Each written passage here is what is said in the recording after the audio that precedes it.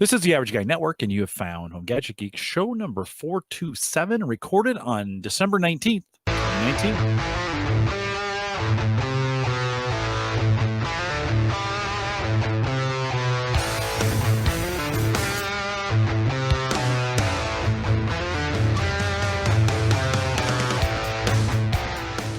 Here at Home Gadget Geeks, we cover all the favorite tech gadgets that find their way into your home. News, reviews, product updates, and conversation, all for the average tech guy. I'm your host, Jim Collison, broadcasting live from the AverageGuy.tv studios here in a very chilly Bellevue, Nebraska. Host a show with world-class show notes you might want to get out there this week. We'll have a few for you out at the AverageGuy.tv. Don't forget, you can also join us live on the mobile app, probably best way to listen live and on the road, Android and iPhone alike. You can get that for free. I make it available for you. Actually, our Patreon subscribers do. HomeGadgetGeeks.com is the way to get that done. And we appreciate those who sponsor the show. I just was going through some Patreon stuff, and Dave, maybe we'll talk a little bit about Patreon tonight in what we're chatting about. But I always appreciate our subscribers when they do that, and that helps pay for the bill every year when we pay for that. HomeGadgetGeeks.com gets it done. Join us in our Discord group and a little more conversation out there, theaverageguy.tv/Discord, as well as on Facebook, theaverageguy.tv/Facebook. Big thanks to Aaron Lawrence, who joined us last week. Some good conversations, some van life, some iRobot, some Google Home stuff. We're going to talk a little bit about that tonight as well, and a little bit of follow-up. And so, Aaron, thanks for coming on. She always does a great job. Dave Jackson is with us tonight. Dave, it's been a while, I think, since you've been on my show. I mean, we get together every Saturday, but welcome to Home Gadget Geeks. Glad to be here, man. It is. It's what's the word here? It's comfortable and yet uncomfortable at the same time. Well, so for my listeners who don't probably come out on Saturday mornings, many of them don't, but Dave and I have been podcasting for 5 years, nearly every Saturday morning. There's some that I have to miss, but Dave's terribly consistent out at AskThePodcastCoach.com. So if you ever need so our listeners out there, Dave, call it their Saturday morning cartoons, right? It's kind of you and I vamping on about podcasting. And you might be wondering, you're like, oh, Dave's on, all Jim's going to talk about is podcasting. Well, there'll be some podcasting, but we actually have some great topics that are around it. What I tried to do, since I have Dave on tonight, what I tried to do is think about all the things we've learned about podcasting and then applying them to other things. So hang with us for tonight. Appreciate that. Dave, great to have you on. Our roles are reversed. Typically, like, that's your show on Saturday mornings, and I just get to come and goof around. Now, tonight, I have to keep the conversation going. It's got to feel pretty good to be in the guest chair, right? It is. And if I want to turn around and mute my woman in the tube, I can, because you're going to talk for a while, and I'm like, I should probably do that because the A word might be muttered tonight. So we'll see. Yeah, Dave is right. This may be a show where you just want to go ahead and mute. I'm going to mute mine, and you might want to mute it later on in the show. We're going to talk a little bit about the Amazon and Google devices. So if you have them nearby, you're listening to the recorder, you're listening live, whatever, you just might want to mute those during the show. I hear we set those things off all the time. Although mine has been pretty good. I've been listening to some things where they've set it and it detects it, the ring goes for a second and then it just drops it. So I think they're getting better maybe at knowing who's talking and who's not. Does yours get set off? Do you listen to podcasts? No, what I usually do is I will Bluetooth my phone and use it as a speaker, basically, which is hilarious because then on my Apple Watch, Overcast comes up so I can pause it on my watch, but I'm listening to it on the speaker. I did have a fun experience where I had gone out of town and came back, and apparently the power had gone on and off, and for whatever reason the internet didn't quite connect the way it was supposed to. And I walked in and told her to turn on the living room and she said, I'm having problems connecting. And I was like, oh no, like everything. I was like, I actually had to go and flip a switch. I was like, what is this, the 1800s? I have to flip a switch? Holy cow. It is kind of the drawback as we think about these smart speakers. It is the big drawback to getting totally dependent upon them, whether it's, in my case, turning on my studio lights that are here, or getting notifications from Amazon, or setting timers up in the kitchen. And I find, or turning the lights on in general, we have probably half a dozen lights set in our house using the speaker. And you're right. If you lose your internet connection, you're kind of screwed. Yeah.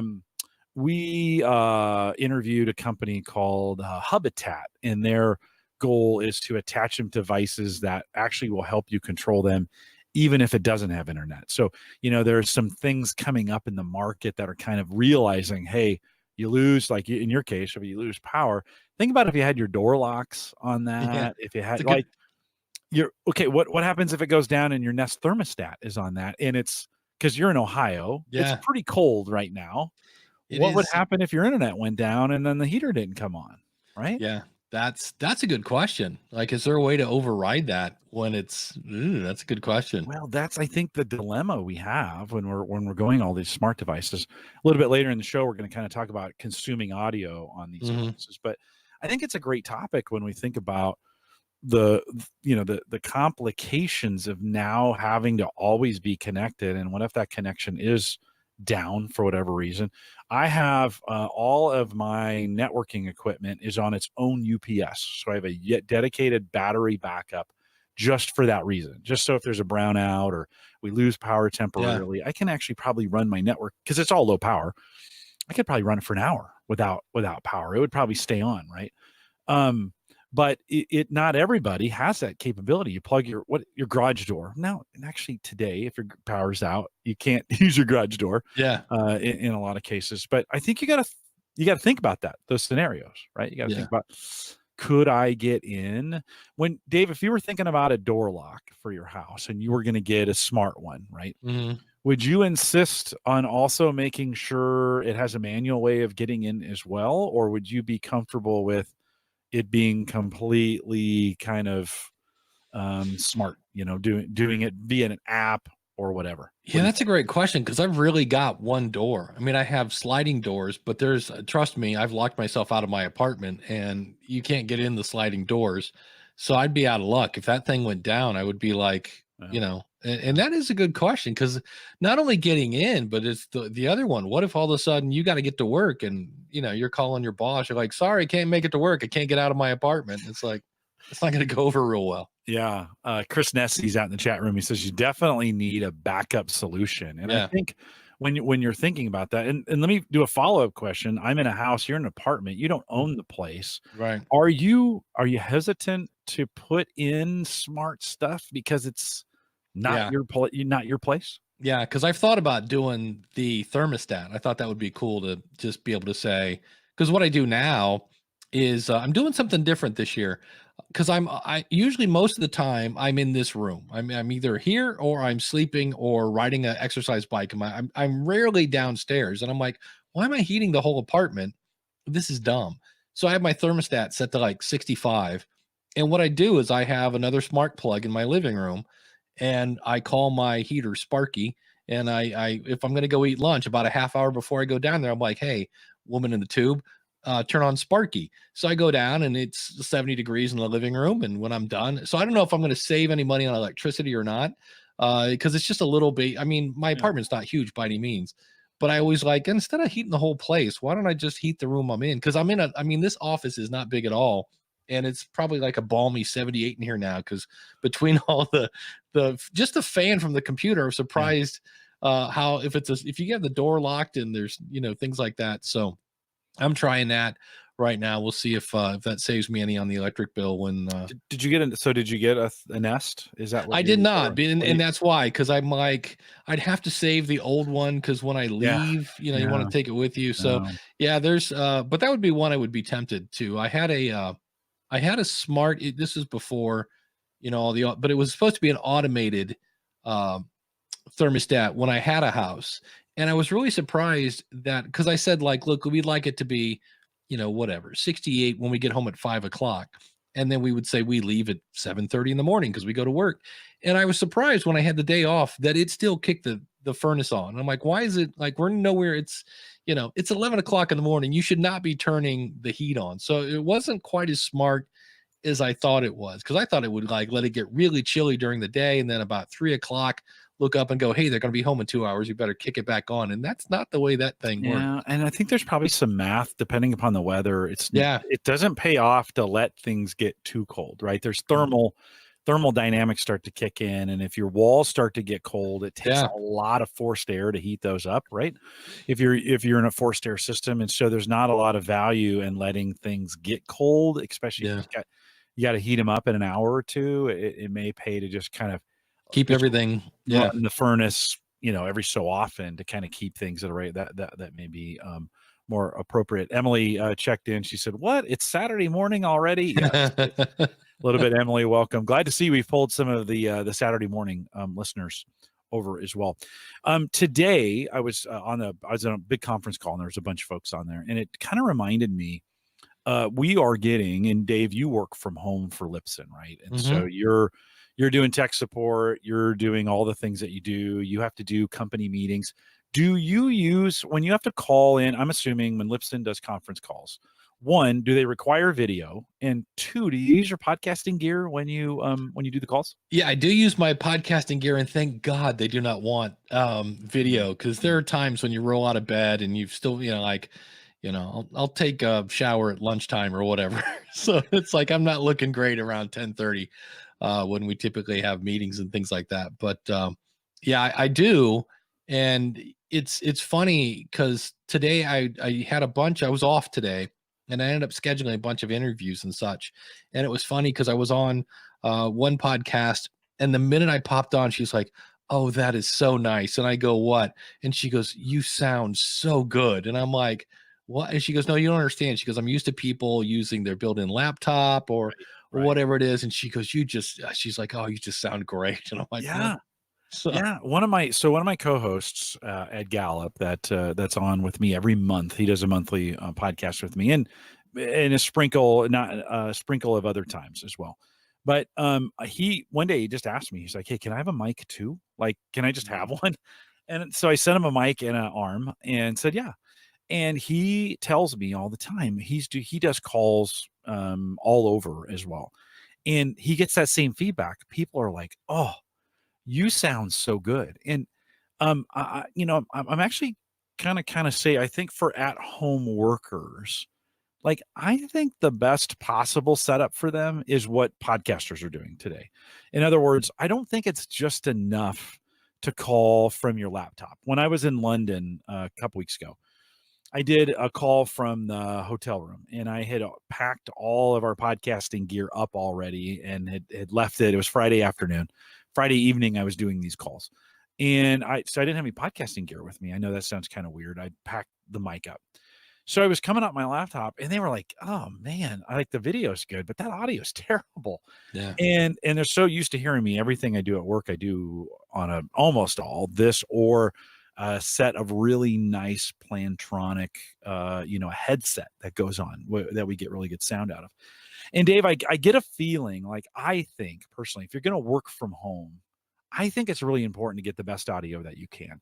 And I don't think it has to be terribly expensive to do it. We are podcasters, so we end up with expensive equipment. You're running right now through a Rode a Procaster, right? Yeah. Procaster Pro. Yeah. And it's just about like a $600 mixer of sort, right? It takes phone calls, Bluetooth enabled, sound effects on it. I mean, you can do the buzzer, if you want to. Perfect. We use those on Saturday mornings, by the way. If you ever want to join us, askthepodcastcoach.com/live. And but I don't think you have to necessarily go that route, right? No. You like the Rodecaster Pro. It's a great podcasting device, but you don't have to go that route, right? No, not at all. I mean, the only reason it's here is because of Saturday morning. It's great on Saturday morning, makes things really easy. And this is one of those units that kind of no matter what comes up, it'll handle it. So if somebody goes, "Oh, I can't, I'm not on a computer, I need to connect via a phone," I can easily tie my cell phone into this thing.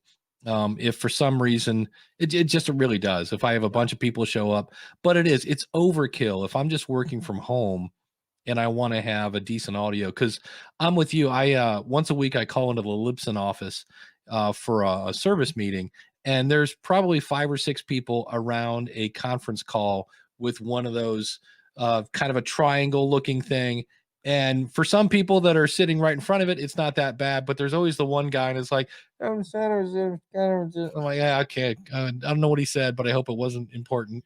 I know. So I kind of want to get microphones in front of that's all of me. them. I'm like, can't you guys just all fire up a microphone from your computer at your desk, and we'll all just connect on, whatever. You can connect. You can do calls on Slack if you wanted to, Yeah. Yeah. And Yeah. we're using some sort of conference call thing on, and I'm like, we're using the phone. I'm like, ugh. On occasion, we will use GoToMeeting if we're sharing screens or something like that. But a lot of times, it's just a phone. It's all of them take some kind of USB interface. You could take a step down from the Rodecaster Pro and maybe move to a mixer. This is 6 or 7 years ago. This is what we all did, right? And many of the mixers, the Mackie, the Behringer, the Yamahas, they all came out with USB interfaces to make it easier. And we're talking anywhere from $100 to $400, depending on how many channels. The more channels you get, the better. I'm currently running through a Mackie mixer, and when I make calls when I'm home and I do work calls, I run it through that too. I've got the setup to get it done. In fact, it's funny. I do require, when I'm going to be on a conference call and video is available, I tell everybody, get on video. I don't care if you look. I don't care if you didn't shower. I want to see your face. Like get on the video, right? I think it's important. It's just another form of communication. I still think it's really odd that in going on 2020, we will, in some cases, send text messages back and forth to where we will actually hit a button, talk into the phone, so it will then transcribe what we said to then send it to somebody instead of just talking on the phone. And now I'm like, when I was married, my stepson and his sister would occasionally get on FaceTime together, and I was like, why wouldn't you? It's just another form of communication. And plus, you can kind of tell when I'm done talking. Right. There's just all sorts of other clues. And boy, in a business setting, a visual can add a lot to the conversation, especially if you're talking business and you're like, are you kidding about that? Well, you can tell if you can see their face, but you can't if it's just tone of voice. It keeps them from checking email and doing other things. That's true. I was in a meeting today. I hope none of my coworkers are listening. I was in a meeting this afternoon and I was in a room with 6 people and I was giving an update. So the meeting organizer had asked me like, hey, could you give us an update on London? So I was telling the room about London, and I could barely hear myself over all the typing on the keyboards. And at one point, I kind of want to say, do you guys even care? Like, should I just stop? And listen, I've been guilty of this myself, where I've been in meetings and other things are going on, and I'm needing to send emails out, and people give me a funny look. So, I don't, if he who throws stones should not live in a glass house, something like that. So I try not to say those kinds of things, but the people in the room were being super noisy and like they were I was talking like in the room. One of the things I think, Dave, that is for people who do work from home, and you could go with an easy, Plantronics has some great headsets now that cost anywhere from $75 to $150. You can go Bluetooth if you want. Their Bluetooth one has 0 latency, by the way, which is really, really, really good. Or you could do what we've done and go USB through microphones. One of the things I want to talk about is there are some pretty good USB interfaces for folks. So you are working from home and maybe you want to use a mic and some earbuds. Dave, I just most recently bought the Behringer audio interface. It's both XLR and TRS, which means you can get a phone thing into it and you can get a XLR connection piece on it, which is super cool. It has a headphone monitor out. Now, I don't know about you, but the other thing, since I started podcasting, I have a hard time doing calls where I don't have earbuds in. Like, I want to hear the sound right now, not coming from a speaker from somewhere. Yeah. I want it in my ears and I want some control over it. And so I've been a little crazy to think like every device I have, I want some kind of headphone back so I can hear them. Well, for me, the thing I love about the headphones, my hands are free. So if, like here, while we're doing this, I can, look up things or whatever I am. So it's the same thing. If I've got it, and I don't know about you, have you ever tried to pin a cell phone to your shoulder? So you can, that's just not going to work, Yeah. So that's the other advantage. But yeah, that's one of the first things. If I get a phone call, many times before I hit, answer, is I'm plugging in my headphones because I mean, if I'm not going to sit here at my desk, I'm going to get up and walk around. A lot of times I will do that while I'm walking. And again, I want my hands free to do whatever the heck I'm walking out of the room for. I also purchased, so that Behringer audio interface, I think the one I got, I'm trying to figure out which one I have here, but I think it was $50. So not terribly expensive. I've also in the past purchased the PreSonus audio boxes, which are the blue boxes. I think they're $100 if you want to do them that way. USB driven, you can use software, or now I think they're just recognized by Windows or Mac if you want to do it that way. You're actually sponsored, or right now the School of Podcasting is sponsored by Focusrite, and you've got a box right near there. And the Focusrite, this is the 4i4, but yeah, I like the 2i2. Not that I don't like the 4i4, but I think for a person that's just doing, well, actually, both Behringer and Focusrite have just a single input. Yeah. But if I was doing a podcast and I had a co-host, I'd want to go 2i2. But no, and then when you get down to just a single input, because it's just you from home, yeah, those get much more affordable. Well, and Focusrite's got this. They have the Scarlett Solo too, which is just the one input. And those, they have some kits actually where you can get a pair of headphones and all the cables that you need to be able to pull us off. I think at a minimum, I kind of first of all, I kind of like this setup rather than a microphone over here, because one of the right, you get this breathing Vader effect. Right. YouTube's going to translate that by as applause. I don't know if you've ever turned on closed captioning on YouTube, but any noise is applause. So that's applause on YouTube. But you breathe, so you hear people breathing. With these kind of microphones, when you're not talking, right? If you're listening to the audio, I just move the mic away. Right. You can, which is really, really handy. Like if you need to do some things, you need to move, you got to grab something off, right? So again, a setup like this, a microphone, these ATR 2100s or the Samsung Q2Us, or those are really probably the two best on that, right? $65-$70. An arm is another $65, $50 to $60, depending on what you get. You can spend as much as $100.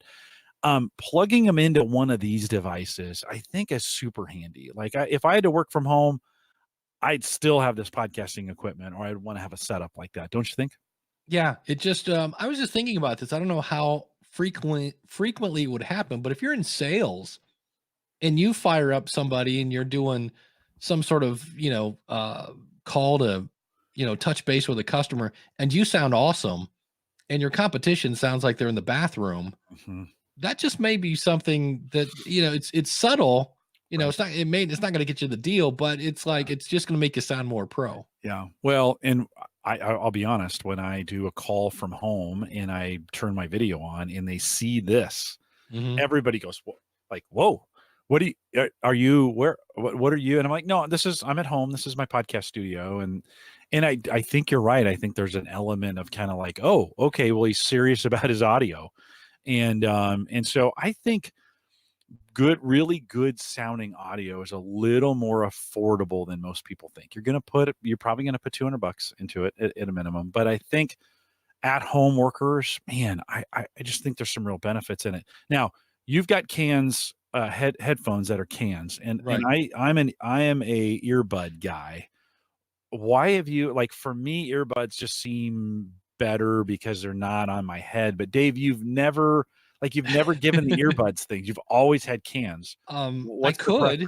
Yeah. Well, you don't have to though. Like you choose to. You choose just to use those headphones. That's a great question. I think they just, because they do sound a little better, maybe. Yeah. I think they block some of the sound out that might seep in, not by much though. See, and these earbuds that I have actually encourage the sound. They're meant for safety when you're out running and those kinds of things. And so I don't get that closed down. Now, I think you get used to it, whatever you're doing, whether you have cans or whether you're using earbuds. You could use the Apple headphones. You can really use anything. Right. But it's key, right, that you get that sound coming in your ears and not back through the microphone. Yeah, it's one of those things where, although some programs like Zoom and Skype, they do a decent job of trying to, because what happens if I didn't have headphones on right now? Jim's voice would come out of my speaker and then go right back into the microphone, which would then go back to Jim. So it creates this weird echo effect.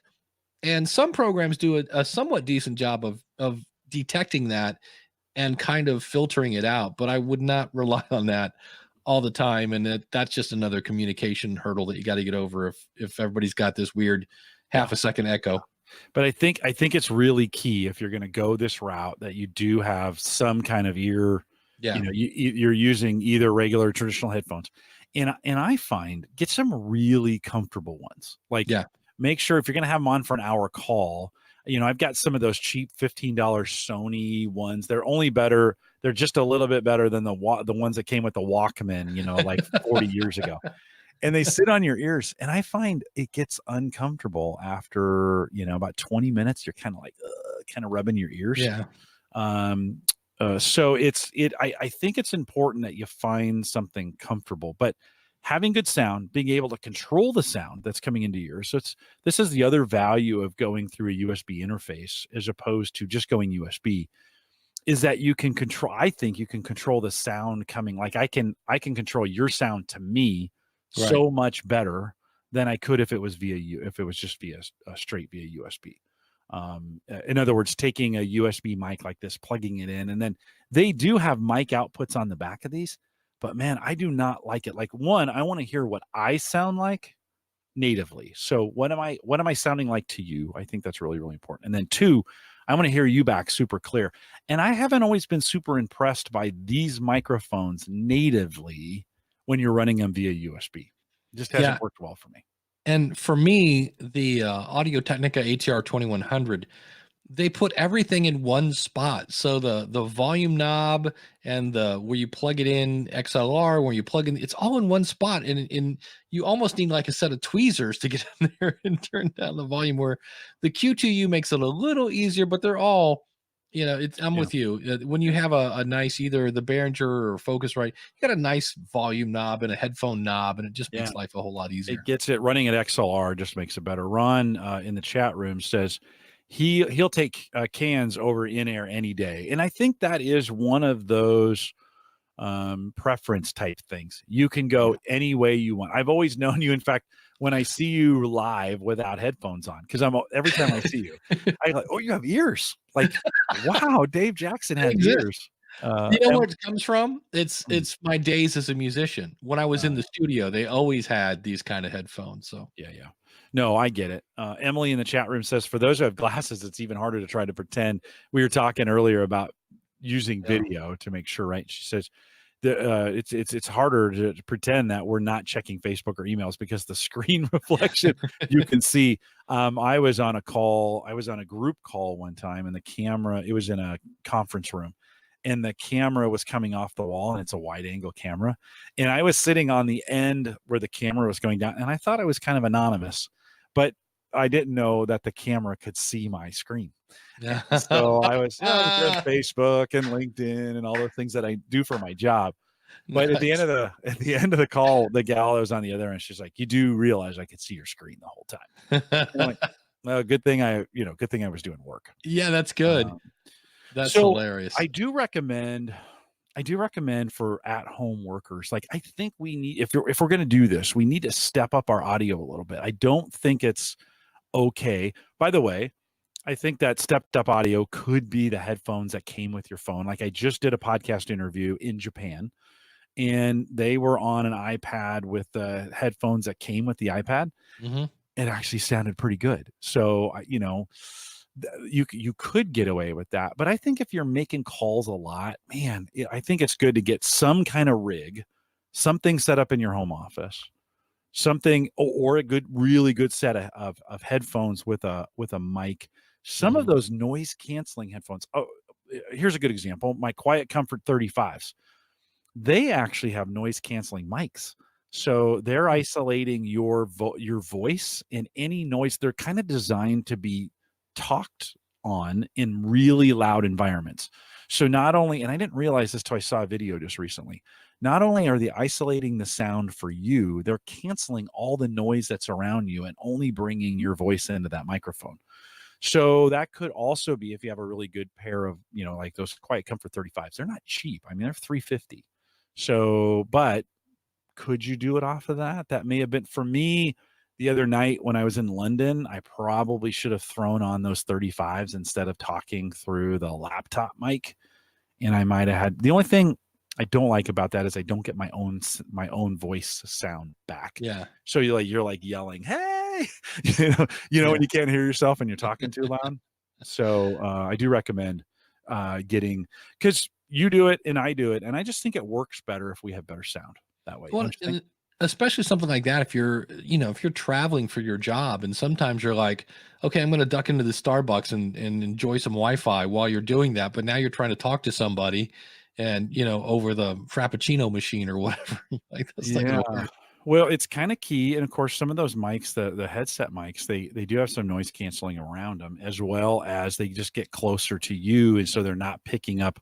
They are very directional, and they're not picking up the sound of the coffee machine at Starbucks. So, very, very helpful, and I'd encourage folks to do it as well. Dave, I've been noticing on Ask the Podcast Coach, and let me just say before we get started, so Tajoski in the chat room, or Joe in the chat room, just sent me over here a home mini, nice, to try out. Now I'm an Amazon guy, and has been, and I've had folks on the show who have said they're Google fans.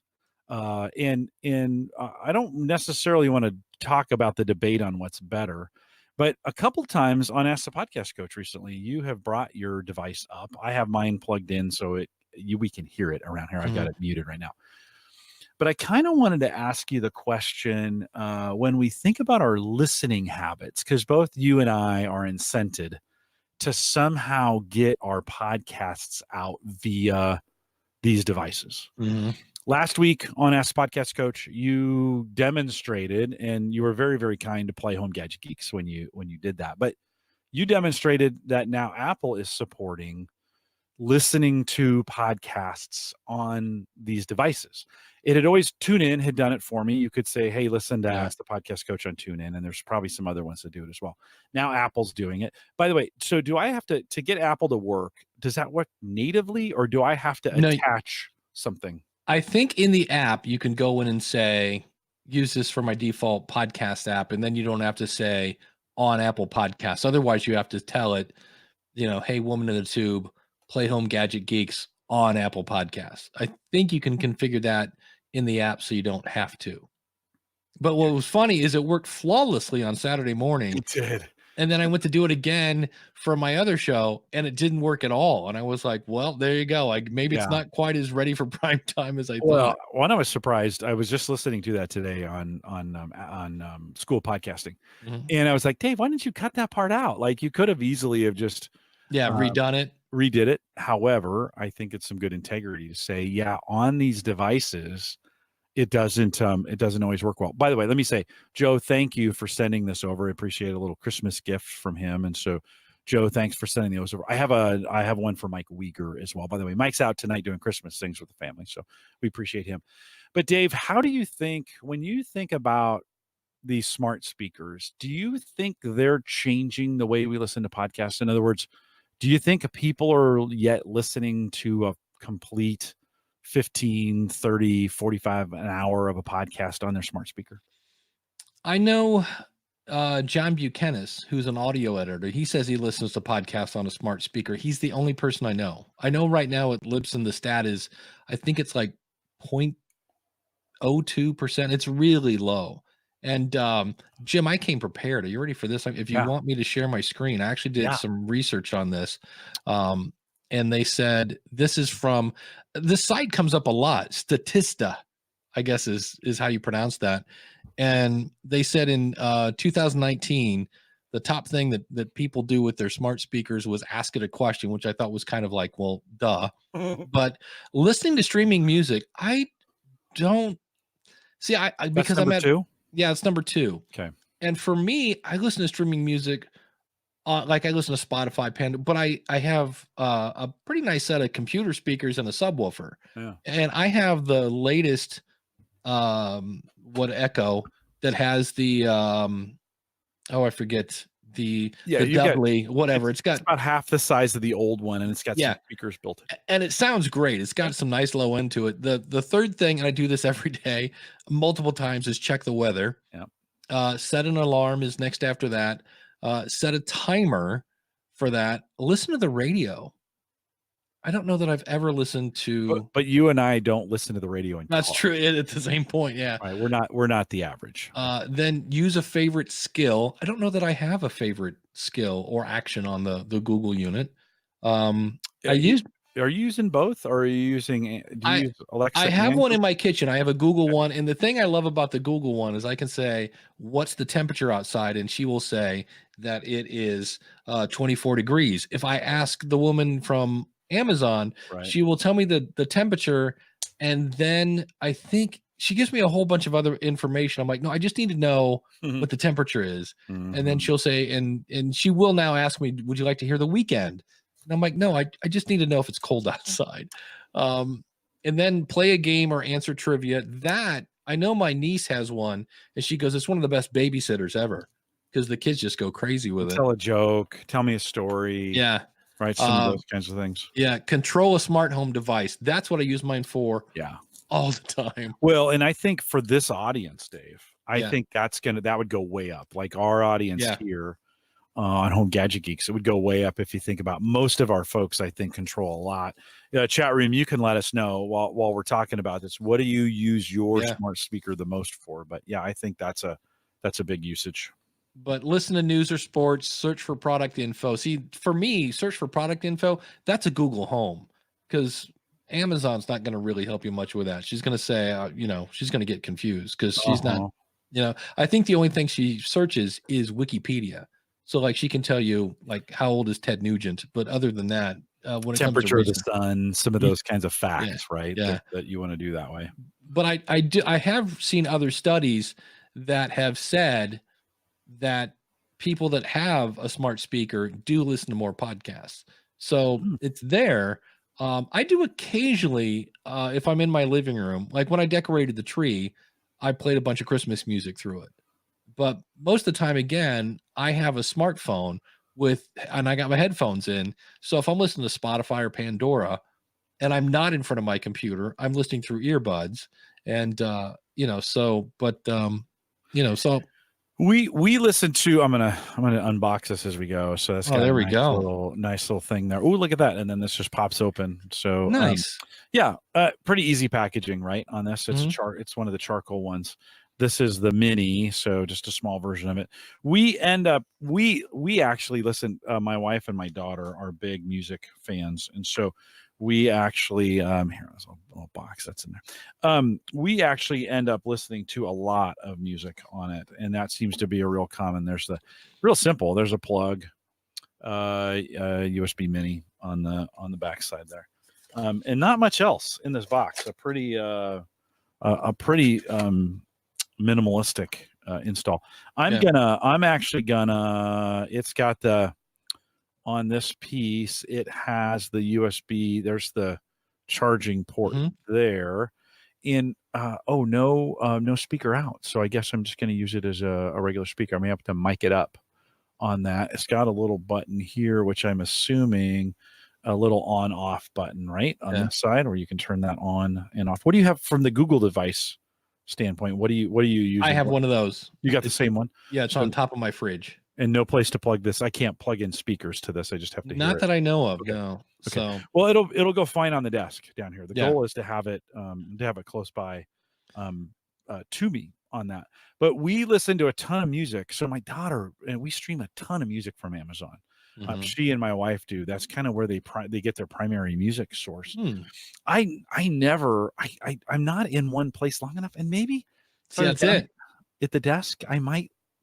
But see, when I'm here at the computer, I'm watching YouTube, and so if I'm going to watch or listen to a podcast, I'm just going to find it on YouTube and do it that way, as opposed to when I'm in the car, I'm using Overcast or whatever to listen to a podcast. It's just kind of listening habits. So I'm just not finding that, at least for me, that that podcast consumption is changing at all based on that. I know for me, talking about listening to music, one of the things I like on the Amazon side, I don't know if you can do this on Google, I'm assuming you can, is you can take a bunch of devices. Like I have a setup that I can say, play this upstairs, and it'll play the one in my office, it'll play the one in the bedroom. It's like no matter what room I'm on, and it's all playing the same thing. So I will on occasion play either music or something like that. I'll have Spotify or something going on, and that way if I'm cleaning or something and I'm going from room to room, Yeah. it's there. So that comes in handy. And I think with all of them, you can now hook them together. I think with both that'd be great systems, and you can do a whole. I think now you can do a whole house kind of audio system that way. Drop in, I think, works on each of those. My wife is a Google Fi user, so my wife and all my boys do Google Fi, their phones. And they just sent out mini hubs or something. I need to take a look at what she got. But Joe sent this, and then we got one in the mail from them as all Fi users got a free one. And they just shipped them to the address that was on your account. Like it was they notified you and they were there like 2 days later. It was the craziest thing. But wait, because I used Google Fi. I didn't get a free one. You should, if you're a Google Fi user, yeah, they should have notified you and said you're getting because the boys got one and my wife got one. So we went from having 0 Google units in our house to 2. Nice. And which will actually be good because that'll put one on my desk and one up there, and I'll have Sarah. We'll kind of try. She uses the drop-in feature from time to time, and some of those pieces to get that done. A couple things. Joe in the chat room said he recently started using it to turn the TV off and on, and that's again another one of those things where you kind of think, really, the TV is right there in the remote, and it's like all of a sudden super convenient, right? To be able to get done. What comes in handy for me, because I have an Amazon Fire TV, and it's weird, I have to press the button on the remote, which also turns on the TV, so it kind of wakes up the TV, but I'll set it down and then I'll tell her, hey, play Hulu or turn on Hulu, and she will literally through the Fire TV, start up Hulu while I'm walking into the kitchen. I get whatever it is I want to eat, and then from there, I just pick up the remote and I'm good to go. So, do you feel like you have to say the exact right words though? I think this is the next step in these. Is that you don't need to memorize, the exact phrase that has, because nothing is more frustrating than when you're not getting the right phrase. Yeah, in some cases, because I know. I think the one day I said play Hulu and that did not work. And then the next day I said turn on or like play this through there was some sort of phrase. It's not quite there yet. And, now I have to learn a new phrase. I actually switched from Hulu to YouTube TV because Hulu was going up about $10. YouTube TV is pretty great. It's pretty great service. Yeah. The only thing I saw that was different is if you ask to watch, it's Christmas time now. If you want to watch Christmas Vacation on Hulu, you're going to get Christmas Vacation. If I do that on YouTube, I'm going to get a pre-recorded version from TBS. So, but no commercials though. No commercials. Right. Yeah. So, right. But yeah, those services are a little bit different. Well, I mean, to come full circle back to as we think about back to smart speakers, smart speakers and changing our listening consumption. I think our listeners would, and you can let me know, Jim at theaverageguy.tv, but I think most of our listeners are still have not moved to the smart speaker for podcast listening. I think we're listening to it in situations where it's just not convenient to listen to a podcast that way. We're in the car. It is. I think, Dave, when we get full voice integration in the car, so like Amazon has I think they call it a CarPlay, or they're calling it, so maybe that was the Apple version of it. But we are still not, we're using our phones.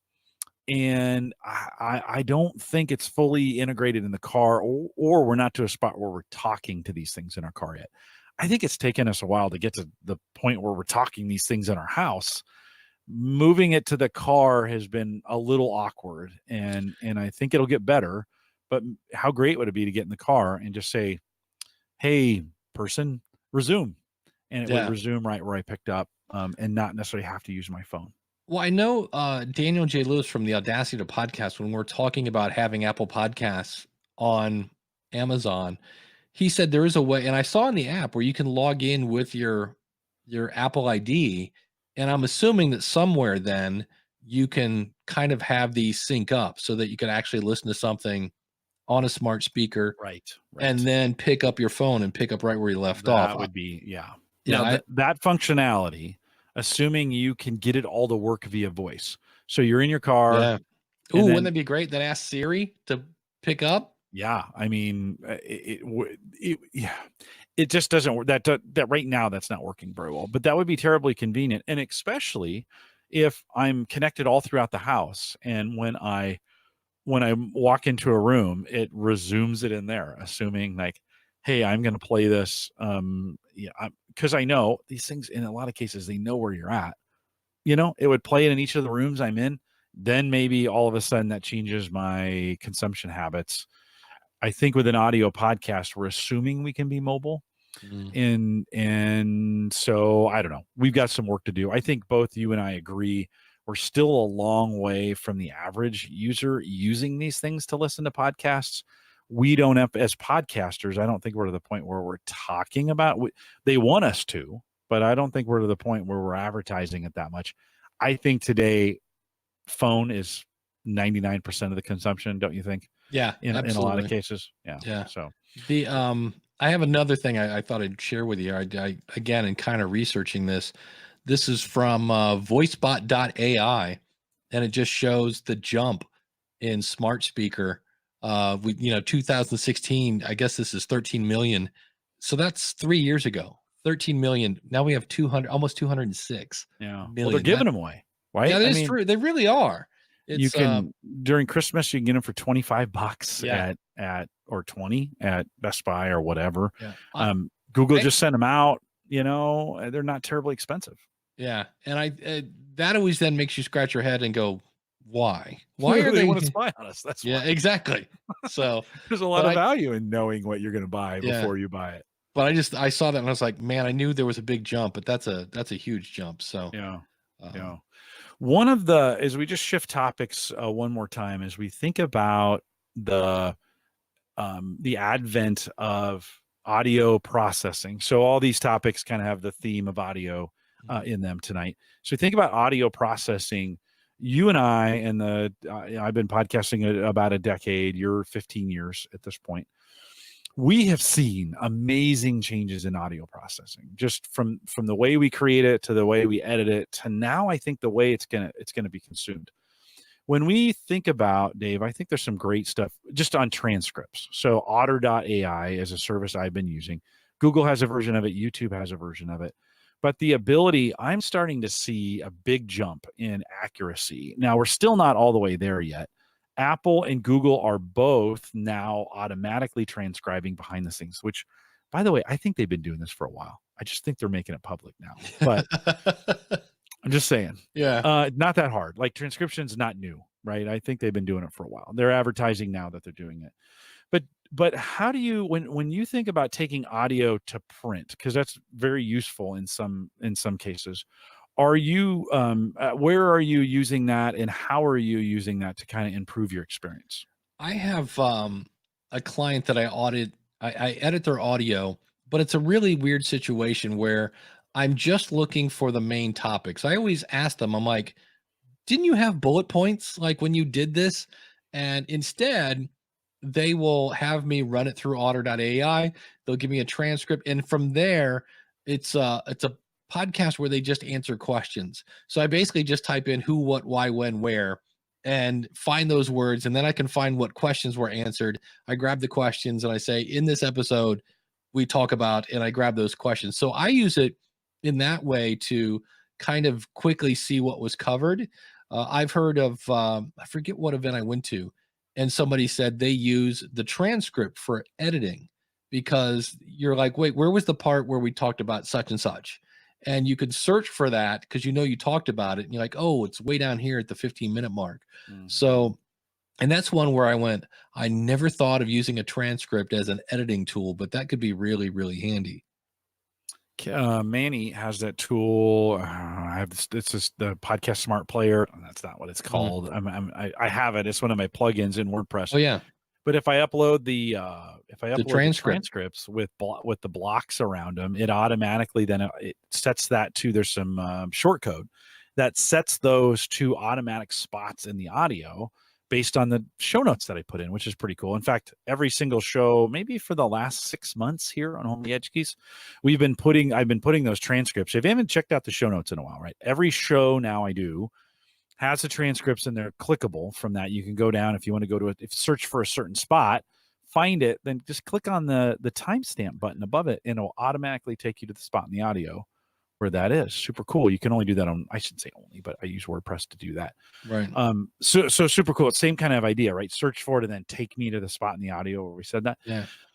We're finding this is actually very, very useful and very helpful. We're engaging with Amazon at Gallup. We're engaging with Amazon to do these services. I know Google's kind of doing it as well. This leads to an ethical question. So we're starting to see some services like Adobe's got something, and there's one, I think it's a Descript. Is that the name of it? That now is where you can go in and remove text and it updates the audio. Have you messed with that service? I have not. I've heard about it. I downloaded it. I think you get X amount of time for free. Yeah. And it's always been like, hey, you know what? Maybe tomorrow I'll play with the script. And I've yet to get there yet to actually play with it. Well, so think about this. Like, so you said, you said something tonight, and I'm like, I want to take it out. That's pretty easy. I was talking to my Sammy's, who's been on the show before. We just had her on a couple shows ago. Mm-hmm. And there's an ethical problem because now they have enough where you can actually, and I heard an interview, somebody, was it your show or somebody else's? They were interviewing the Descript. Have you interviewed the Descript? I have not. It was probably Harry Duran. I think it was. Yeah. I think it was. Good call. And you're the other half of my brain, by the way. And so they were talking about they actually can reconstruct. So you could put words in and they can reconstruct it from all the bits of data that they have. But there's ethical concerns because now I can make you say things. How do you feel as a podcaster?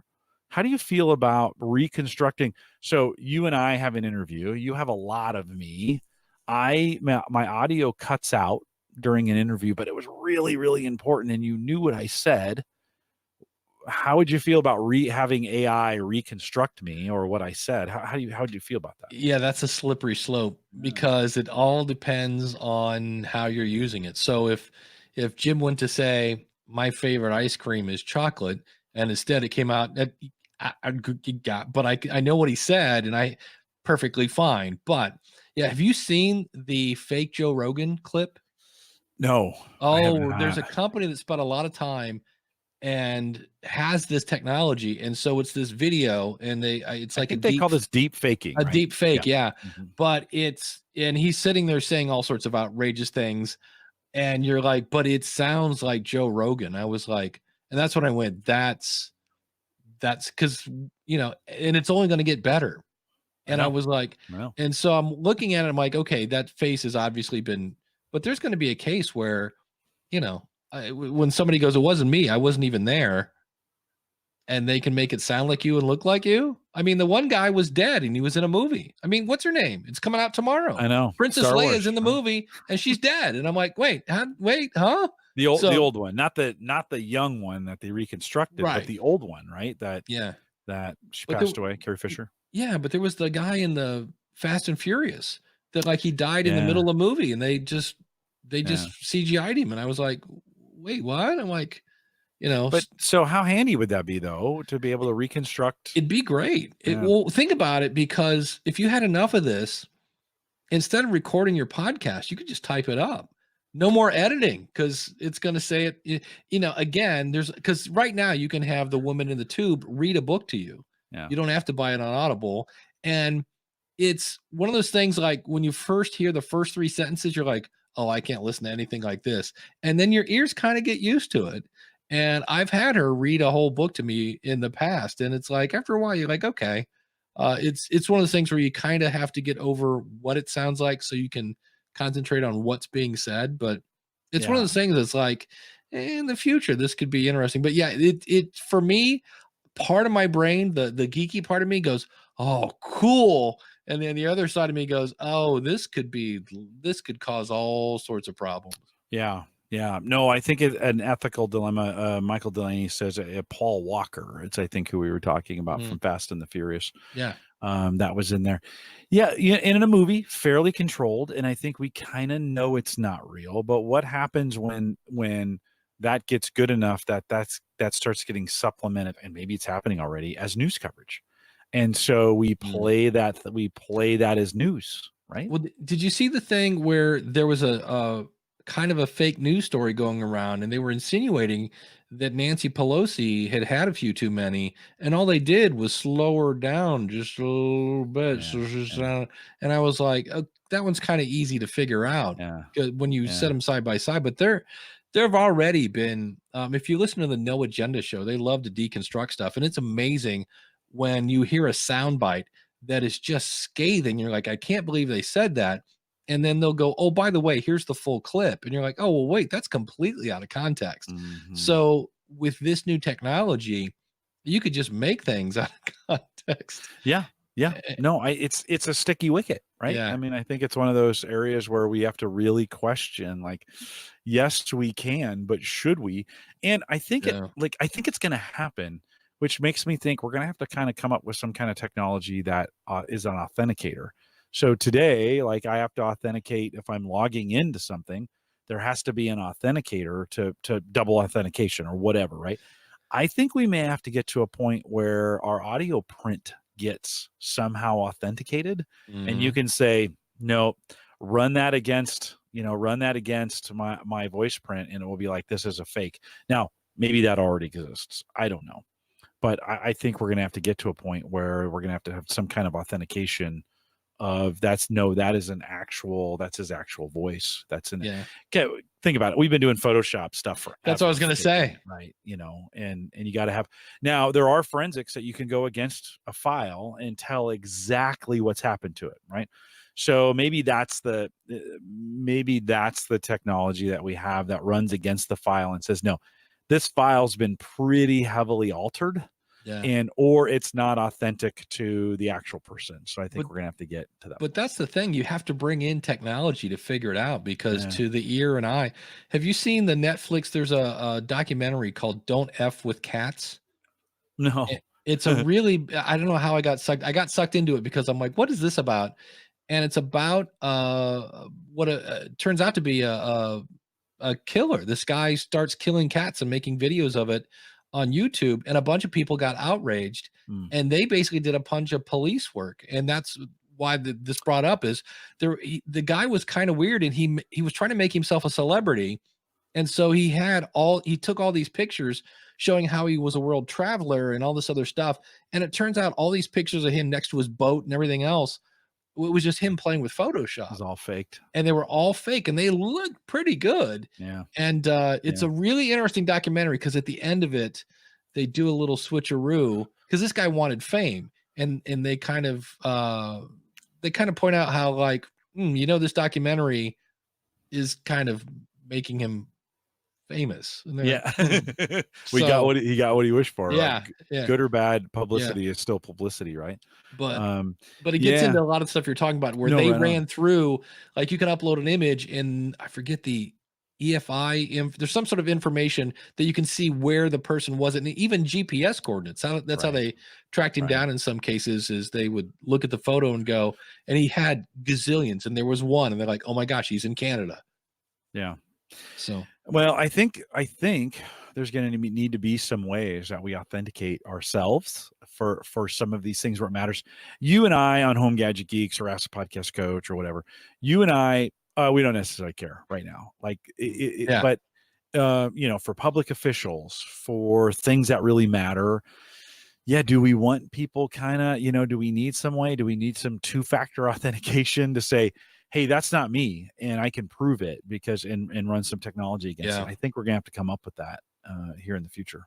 Yeah, absolutely. Because think about campaigns in the future. They always, Jim Collison, likes to put blah blah blah and such, and they're like, and you watch it and you're like, holy cow, I can't believe that guy does this. Well, now they can say we have proof, and you're like, so yeah, it's gonna be. It's one of those things. It's like, well, as long as nobody uses it for evil, and you're like, yeah, that's not going to work.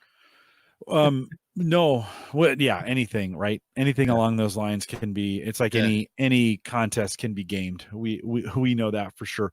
Yeah. Dave, one final thought, and I want to run by you. And I think as we think about YouTube Mm. and where they're going, they recently have released some. They've changed their terms of service to say basically, if you're not making us money and we deem you unprofitable, we can remove you.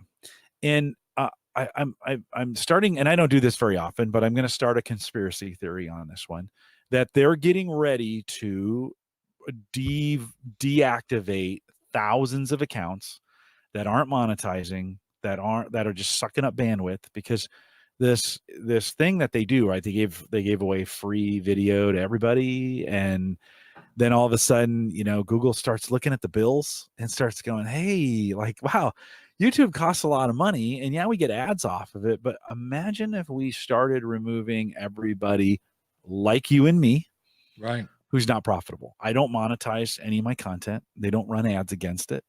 I'm just using their service. I get several hundred to 1,000 to 10,000 downloads per video. That's just costing them, and they're not making any money off of me. Dave, I get a feeling that there's going to come a day when I think there's going to be a mass a mass removal from YouTube. I would not be surprised if that happened. Where do we go? Like, if all Mm. of a sudden we can't get on YouTube, I mean, they are in effect a monopoly when we Yeah. think about the space. Where do we go? What would you do if all of a sudden we couldn't do this on YouTube? Yeah, the advantage of YouTube, where podcasting is kind of separate. You can go to all these different apps to consume all these different podcasts. If you want to consume YouTube, you are either going to the YouTube or the YouTube app. It's not like I'm Yeah. going to some other third-party app to watch YouTube. It's all there now. You can embed videos and things like that. But the only other service I had to think about this, there's Vimeo, but that's not free. Not free anymore. No. And either is Wistia is another one I use. And that's like 25 bucks a month, so and that's for a limited amount of storage. Right. So yeah, it will be interesting to see if somebody goes and gets a bunch of seed money to start the new YouTube, to see if they can reproduce it. But Yeah. it's just another example. We've talked about this on Ask the Podcast Coach. Free hosting doesn't work because bandwidth isn't free. And Right. when you're talking video, did you see the 60 Minutes with the CEO of YouTube? Mm-mm. Oh, Mm-mm. it was on a couple weeks ago, and I forget the stat. It was something ridiculous, like 5,000 minutes of video Yeah. every X Yeah. amount of. It was just, and I just remember sitting there thinking, how are they doing that? Like, just I know hard drives are cheap, but I'm like I just picture guys all day running and stacking up more boxes and plugging it in, and I'm like, I know there's like somewhere there's a physical thing Limit. of that. Yeah. Yeah. And I'm like, Yeah. how do you do that? Yeah. So I would not be surprised, because yeah, when I heard Bandrew talking about it on Bandrew Says, and he said, he goes, if you read it, it's very vague, and it kind of gives them enough of a crack to go, oh, we can't really define whatever the phrase was, not commercial, blah blah blah, but it's a way to kind of go, oh well, yeah, we're removing you. And of course, I don't know if you've ever dealt with Google. There are times when they go, the great Oz has spoken, and we've done with you. There's no recourse. Be gone. And you go, that's it. I'm not going to not pay you anymore. You're like, what are you going to do? I don't know. What do you think? I don't know. It worries me a little bit. I mean, it's kind of a perfect. Like I said, I am not a big fan of conspiracy theories, but Yeah. all the planets are lining up for this, where it'd be like, for those of us who are just using the platform and not monetizing it. And listen, I watch a bunch of podcasters. I'm sorry, a bunch of YouTubers who are making plenty of bank on YouTube right now, and many of them are supporting themselves through it. And there's already been one haircut. I mean, YouTube cut a couple years ago, cut a bunch of them way back. They do that again and start removing, again, folks like me who just use the platform. Now, is YouTube a huge part of my podcasting infrastructure? No, to be honest. Yeah, we do this. This would be the hardest thing to replace. When they removed Hangouts from us, we had to kind of scramble and think like, okay, what are we going to do? We're using StreamYard to get this done. Both you and I use this. I use it here, or you use it for Ask the Podcast Coach and other stuff that we do. That replaced the Google property that went away. If YouTube, if I couldn't stream live on YouTube anymore, I'd have to really kind of think like I could stream live on Spreaker, but that's audio only. I could. There's always Twitch and nope. There you go. Yeah, Twitch and Mixer, Facebook. Yeah, Mixer, Facebook. Yeah, I guess it's yeah. But yeah, even Facebook, from what I heard, I haven't verified this yet, but it sounds like Facebook for a while had the ability to bring a guest on. Like you could do two people like we're doing right now, and they just straight up went, "Oh, never mind," and took it away. And I was like, "Ooh." I mean, I'm not a huge fan of, I don't know that I would make anything. I mean, I feel nervous now. I have a Facebook group for the School of Podcasting, and I'm kind of like, and there's a part of me, they had a community tool called Tribe that had a one-time fee at AppSumo, and I missed it. And there's a part of me that goes, you know, that would have been nice to have in my back pocket. So because eventually that, if somebody asked me, like, I don't think in 2020, but by 2025, groups aren't going to be free, because it's one area that Facebook has no control over. If we're going to throw out conspiracy theories, and I'm like, no ads, no ads in them. Yeah. And I forget what podcast I was listening to, and they listed all these things that Facebook used to do for free, and now you have to pay for. And I went, well, that only makes sense, you know, because everybody now like, oh, groups are the best thing. Start a group for your, and I was like, so those times come, and maybe they're worth it. Like if YouTube said, so Pro over at Vimeo is $20 a month billed annually. And if they said, hey, it's 20, YouTube said, okay, you're gonna have to start paying. It's so valuable to me. I might actually start paying for it. I mean, I pay for Otter. I don't for so this network, my network, I pay for Otter, but I don't pay for StreamYard. At work, I don't pay for Otter, but I pay for StreamYard at work, because the services are more valuable to me based on what I'm doing. And so I will pay for them. I don't expect everything to be free, but I might fork out to, if YouTube did that and I couldn't find a viable solution to stream, I may be forced to get into that model. Yeah, it would be interesting to see if they started charging for hosting and streaming. Yeah, like what the pricing tier would be, and you know, it'll be interesting, because I noticed that in the 60 Minutes thing, they said that when a news story comes up and it's breaking, it's set up now to where they're going to start pushing the mainstream stories to the top. Like they don't want, you know, Joe Guy in his backyard, and it's just kind of like, and of course all those are monetizable and the whole 9 yards, and it just, so I think you got some teeth there in your conspiracy. I wouldn't be surprised. Yeah, it wouldn't. So I wouldn't be shocked if it happened. Yeah. The other thing we know, if we think about newspapers first and then radio and then television, they all went through some kind of consolidation, right? And they're really down to Eric K. Johnson is on your podcast, on your it's not rodeo podcast. What's Eric do with review you? Show. The review show. And he's in the radio business, and they're like, all the radio stations in America are owned like by 7 companies now. Yeah. Right. They've gone through consolidation. TV has long been consolidated. It wouldn't surprise me. You know, I've always told people podcasting is great because it goes down to the infinite niche, like one person or even 0 scalably. So I could do this for almost nothing and reach a very small audience, and it's still worth it.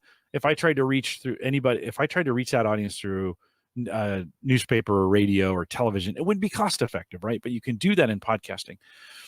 But YouTube's gonna have a model eventually where they're ad driven.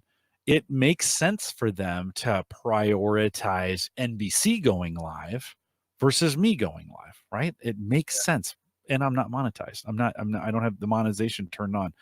So I've always kind of said podcasting in general, or YouTubing in general, is kind of anti-consolidation. It just doesn't work that way because you can have so many people doing it at a low price point. But maybe the platforms themselves will consolidate. In other words, they'll force the best, because it's in YouTube's best interest to get the best content to the top. So you could still be there, but nobody's going to see you, you know, from a platform standpoint. Do you know some of the ads? It's like you can skip this ad in 5 seconds, and I almost always skip it. I'm assuming that is then not a paid ad. Yeah, I don't know. Yeah, I I don't know always how that wonder, works. like, how many of these are like they have to pay for or they're getting income for? Yeah, but there's an ad where there's a guy who's like, "Hey, don't if you Yeah. don't like gadgets, skip this." Have you seen that one? And it's all about a charger, and in Mm, 5 seconds he shows the charger.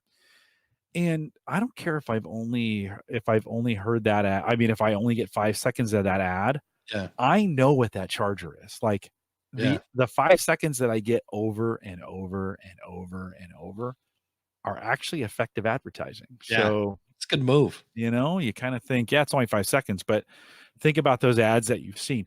An ad's job isn't necessarily to sell you in the moment, it's to plant a seed in your brain that That's it. when that kind of things come up, you're like, oh yeah, maybe I had to look into that battery thing that guy was selling on YouTube. It's probably worth a look or whatever. I get a lot of the St. Jude's ads now. I Yeah. don't know if you've seen those, right? Braxton has brain cancer. And you're like, oh, this is terrible. Like, I gotta watch this. Well, the Yeah. the thing that's weird with, YouTube TV is, speaking of ads, is they must have a bunch of, like, spots, like, "Hey, if there's nothing else," and it's the more you know. Remember that? When it's like, Oh yeah, like "Hey," NBC so and it's, all these, public service yeah, and announcements. it's like, "Bullying is bad. You shouldn't Yeah, talk to people like that." The more you know. And then they'll go to right. another one, and here it's the guy from that NBC show. "You know what? Carrots are good for you." The more you know. They're all like 10 seconds long, and I'm like, Did they run out of ads? Why am I watching all this public service stuff?" It's I hilarious. know. I know. Well, it's a weird world. And I just think, as we think about the consumption of this, whether it's us doing it tonight, and by the way, that's actually really helpful to think through. As I was thinking about this topic earlier today, I was like, oh man, I'm screwed. And then no, actually, no, Twitch, Yeah. Mixer, Facebook. right? Facebook, right? I There are always forget about, what is it? Periscope on Yeah. Twitter, right? Mixer's the Microsoft one, right? Yeah, yeah. Yeah. Mixer's the Microsoft one, and And and something will works pop pretty well. up, you Yeah. know? Well, how good would that be for Twitch or for Mixer if all of a sudden YouTube's like, nope, if you're not monetizing, or we deem you what was the word they used? Unprofitable. That's not really what they said, but they used a word. Um, Unmonetizable? No, no, there was another term they used. Anyways, doesn't matter. commercially? Viable, Yeah, commercially viable. Like yeah. that is big open speak, I think, for Has like, hey, if you're not making us money, you're out. has Amazon ever dabbled in video? You can do video stuff through S3, but you're paying for the bandwidth and the Right. storage, and it just has never really worked for them. Yeah, I could just see YouTube consolidating and only taking the very best. And it would be kind of like Lipson saying, you know what, we're only going to do the Joe Rogan show, like Yeah. or name the top 25 podcasts and then say that's all we're streaming. And I'm sorry if you're not getting 25,000 downloads per episode, you can't be on our platform. They would never do that. That's not in their business model. But I kind of feel like YouTube's heading that direction. So it'd be interesting to see where they go in Be fun to 2020. watch. Yeah. And you were right. YouTube, once you're gone, you're gone. There's very little appeal. Mhm. They're kind of the dictators of video right now, and these always kind of been. So Dave never surprises me when we get together. We always have an hour and some change of talking to do. Thanks for saying yes at the last minute. By the way, I literally gave you about 3 hours notice today. I was like, hey, I haven't had you on in a while. I've got an opening, a last minute cancellation. Can you just join me? Because I know we could do this at the Yeah. drop of a hat, and we do this so often. If you're listening and you've heard, this is the first time you've heard Dave Jackson. Dave hosts School of Podcasting, which, if you're a podcaster, is a great podcast. I listen to it every week. It's my Monday morning podcast because you publish faithfully every Sunday night, I think midnight or whatever it is. Yeah, Yeah. sometimes a little late, but yeah. I publish before I go to bed Sunday. We also do Ask the Podcast. I mentioned that earlier. We also do Ask the Podcast Coach at askthepodcastcoach.com together on Saturday mornings. That's way more fun live than it is on the recorded side. The recorded side, good. We get good numbers there, but it's really fun to have. I don't know, we probably have 30 in the chat room, I think, on Yeah. Saturday mornings. More popular than this show off live anyways, although I do appreciate everyone who came out tonight to join us live. But if you want to catch up with us that way, or you get more of Dave Jackson, we spend Saturday mornings is really kind of an open tech I mean, we talk about podcasting, but I think we talk a lot about some of the topics that we've talked about here. So if you like that, you might like Ask the Podcast Coach. Join us on Saturday mornings to do that as well. Dave, thanks for joining me tonight. Can you hang out for just a few minutes? Oh, absolutely. As I kind of wrap this thing up. Nope, good to have you. Just a couple reminders before we go. One, if you do want to support us on Patreon, just head out to theaverageguy.tv/Patreon, and you can do that. We have $5 plans that are out there if you want to do that. By the way, you'll get, if you see it up here, you'll get a smaller, let's see, this way, right there. You get a smaller version of this coin that Ron made for us, shipped directly from Canada. So they apologize to you when you get them. They're available for you on the $5 plan. Just let me know. I'll ship them to you pretty much anywhere, but the United States is better because it's a little bit cheaper. That's for the $5 plan on Patreon. You can do that as well. If you want to join us in the Discord group, theaverageguy.tv/Discord, contact the show, Jim@theaverageguy.tv if you want to do that. I put some posts out. In fact, I just did one on the site called 4 Gadgets That Are Using AI. And so if you're interested in doing that, I do get some guest bloggers who contact me, Dave. We get this all the time in the business we're in. We're like, hey, one, it's, you've got a link that I want to replace. You probably get 1,000 of those, right?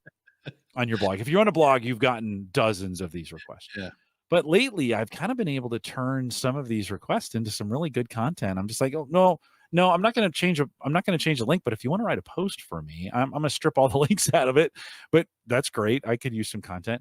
I had somebody contact me and said, I want to write about gadgets and AI. So 4 gadgets that are using AI available out there. If you want to check it out today, theaverageguy.tv is available there. If you, it's in a very interesting, not totally in depth, but some things like a little robot dog that I didn't even know existed. And I'm like, oh, this dog kind of learns your habits and some of the things you're doing and like follows you around.